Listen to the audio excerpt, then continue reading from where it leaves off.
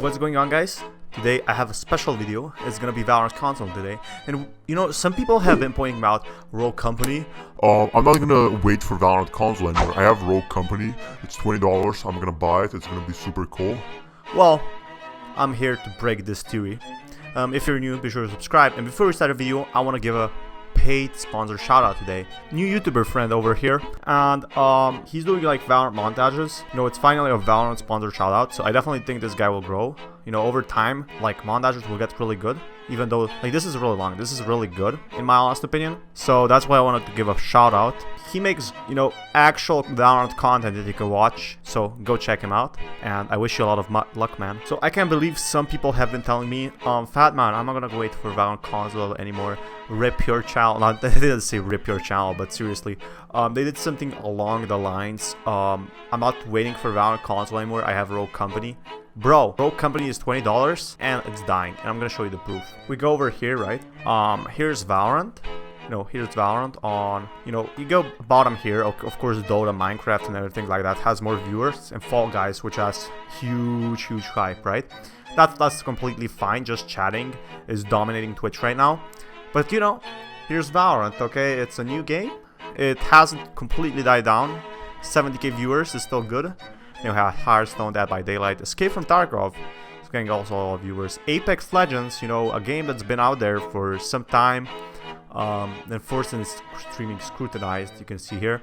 And then the other thing we go all the way down here. It's Rogue Company, and it's dropping viewers. It's not gonna be a game with a high budget as Valorant. It's not gonna be a game where you have to pay first to get into the game. So that's the first thing. And the game to me doesn't seem polished as Valorant, to be honest.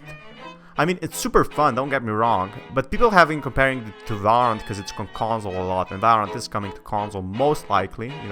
I'm not 100% sure, but if I made 45 videos about Valorant console and the proof I've shown, I'm pretty sure, there's at least some sort of recognition, at least, slight chance that it will come to Valorant, Valorant will come to console. And I just think people have been comparing Rogue Company, so if we want to look over here, so not only is the hype dying down for Rogue Company, it's gonna be free in like a year, but Rogue Company is fine, just fine, nothing more, it's fine.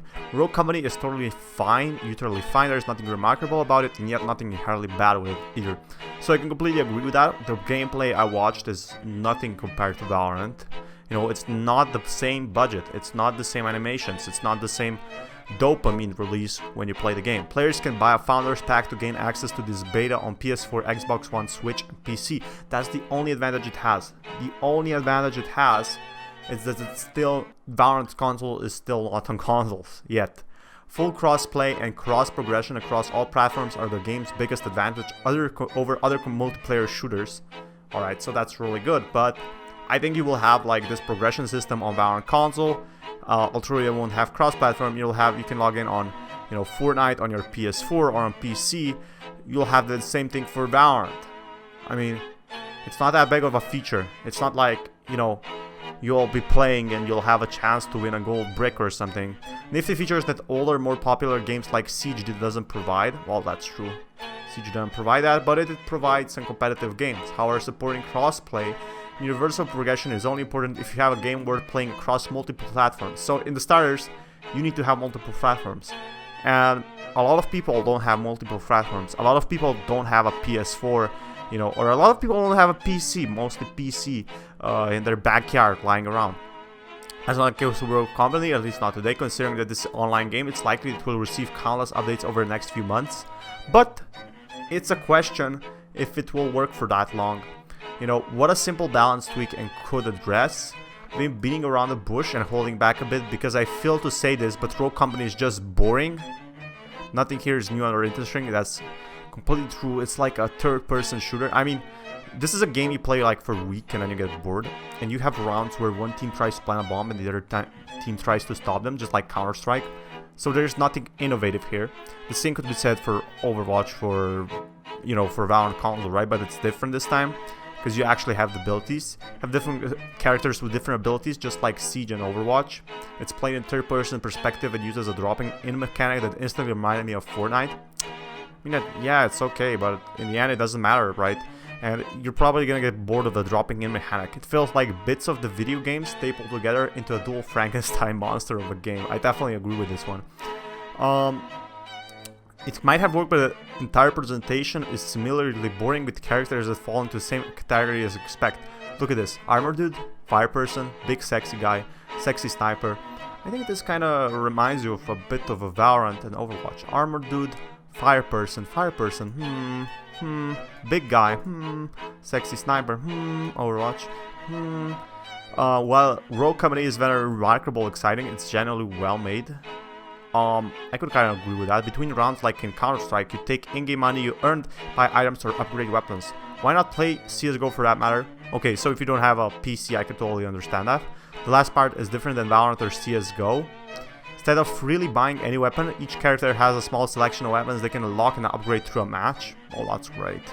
What a new feature. Whoa, I'm baffled. It simplifies the buying stage, also means you're more limited in longer matches, and also more bored in my honest opinion.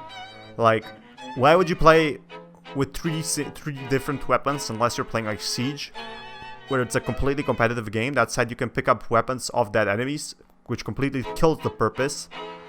I mean, that's so stupid. While combat can be fun after a few rounds, I wasn't really sure if I would come back to Rogue Company, and I'm never gonna come out. Rogue Company, if you contact me and give me the game for free, I'll review it for real. I play it on my PS4, I play it on my PC. But right now, I'm just not impressed. I didn't find the maps memorable. The game modes aren't new and the world hasn't hooked me. A warm bowl of oatmeal. I love oatmeal, by the way. It will fill you up and provide you with some nutrients. And that's exactly what, Rogue Company is, sadly. It isn't very memorable and it will fade off. And one thing that's staying here is probably Valorant. Why? Because Valorant is going to be free to release for consoles. Might take some time. People have been being like, oh, but I'm gonna quit because there's like, I don't know, Arkham Knight over there I want to play. There's Batman Arkham Knight and I want to defeat some enemies. I mean, that's super boring. Rogue Company just doesn't have that. Fortnite, Valorant, Overwatch, those are the really memorable games in my honest opinion. So I guess this is it for this video, and this is Valorant. Sign out. Peace, guys.